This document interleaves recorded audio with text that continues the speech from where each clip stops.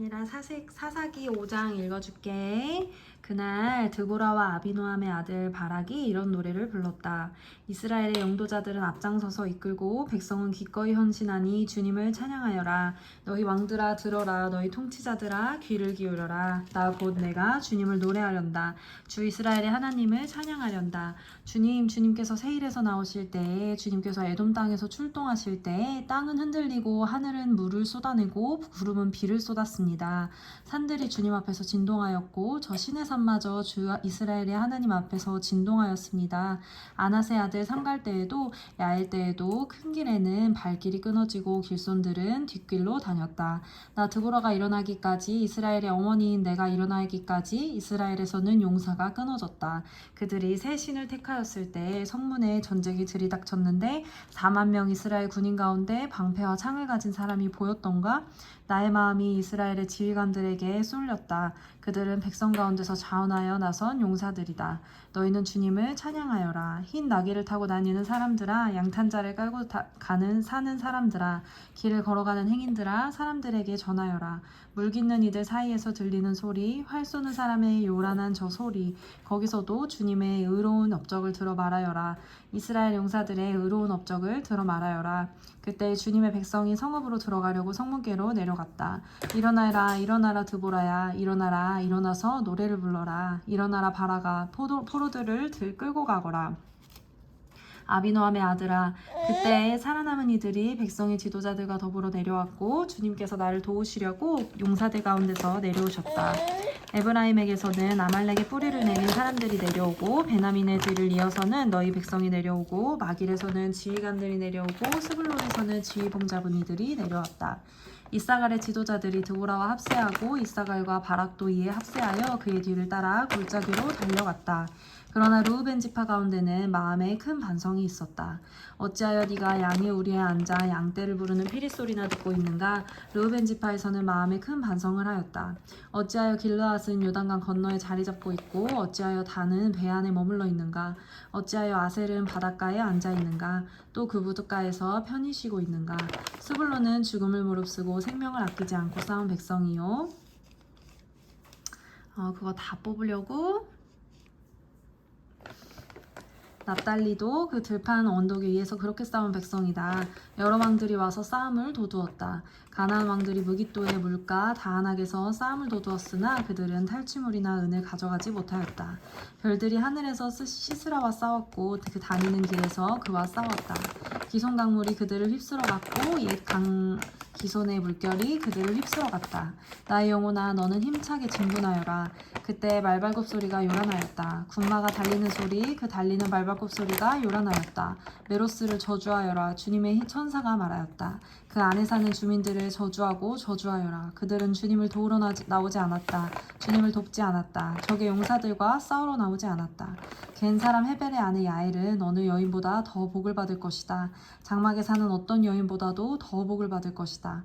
이 시스라가 물을 달라고 할 때 야엘은 우유 곧 엉긴 우유를 귀한 그릇에 담아 주었다. 왼손에는 장막 말뚝을 쥐고 오른손에는 대장장에 망치를 쥐고 시스라를 쳐서 머리를 깨부수고 관자놀이를 꿰뚫어 버렸다.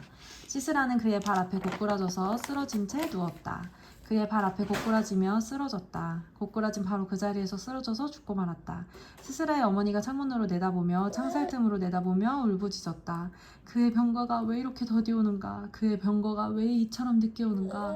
그의 시녀들 가운데서 가장 지혜로운 시녀들이 대답하였었고 시스라의 어머니도 그 말을 따라 이렇게 혼잣말로 말하였을 것이다. 그들이 어찌 약탕물을 얻지 못하였으랴. 그것을 나누지 못하였으랴. 용사마다 한두 처녀를 차지하였을 것이다. 시스라가 약탈한 것은 채색한 옷감, 곧 수노와 채색한 옷감이거나 약탈한 사람의 목에 걸칠 수놓은 두 벌의 옷감일 것이다. 주님의 원수들은 이처럼 모두 망하고 주님을 사랑하는 사람들은 힘차게 떠오르는 해처럼 되게 하여 주십시오. 그 뒤로 그 땅에는 40년 동안 전쟁이 없이 평온하였다. 이스라엘 자손이 사사기 6장. 이스라엘 자손이 주님께서 보시는 앞에서 악한 일을 저질렀다. 그래서 주님께서는 7해 동안 그들을 미디안의 손에 넘겨주셨다. 이거죠? 미디안 사람의 세력이 이스라엘을 억누르니 이스라엘 자손은 미디안 사람들 때문에 하나님의 동굴과 요새의 도피처를 마련하였다.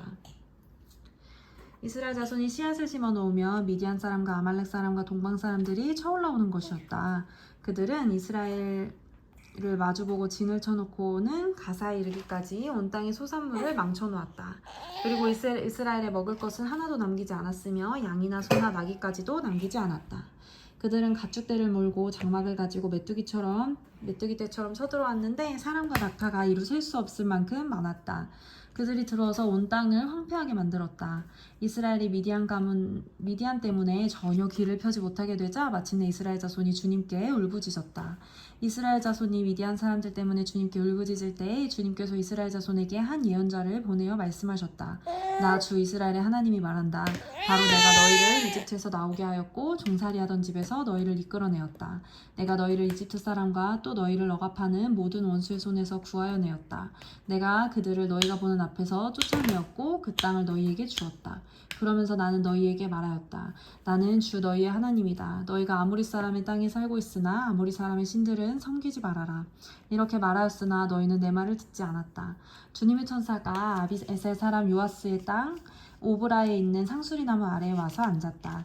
그때 요아스의 아들 기드온은 미디안 사람들에게 들키지 않으려고 포도주 틀에서 몰래 밀 이삭을 타작하고 있었다.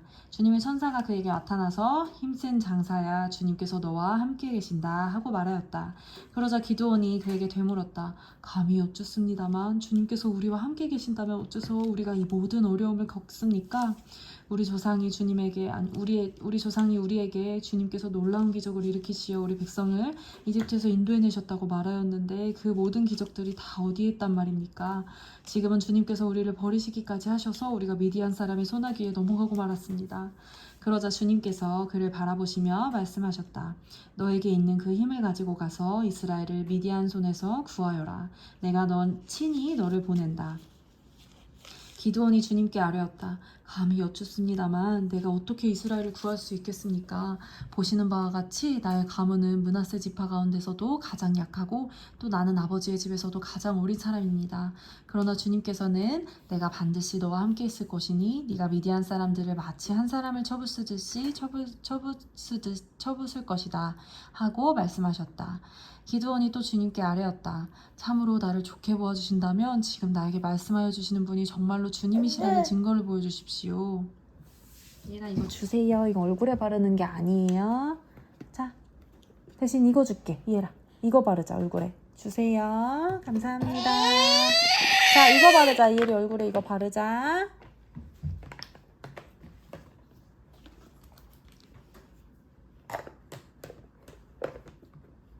기드온이 또 주님께 아뢰었다. 참으로 나를 좋게 보아주신다면 지금 나에게 말씀하시는 분이 정말로 주님이시라는 증거를 보여주십시오.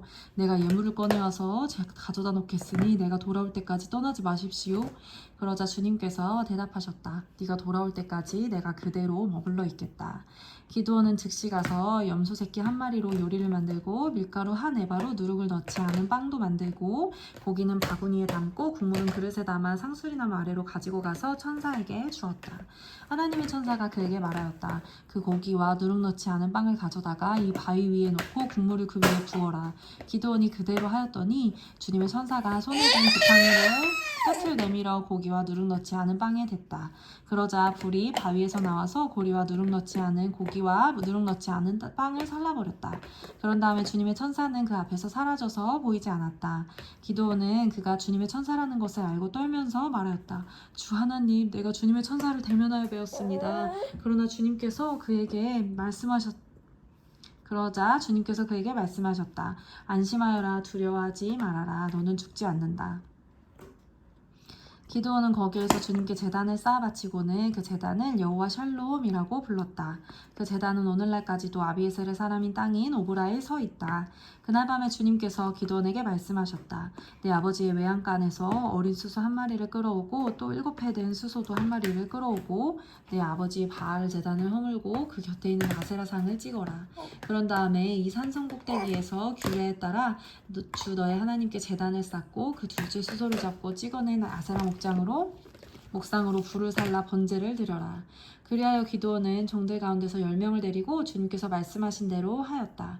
그러나 그의 아버지 집안 사람들과 성읍 사람들을 두려워하여 감히 그 일을 낮에 하지 못하고 밤에야 하였다.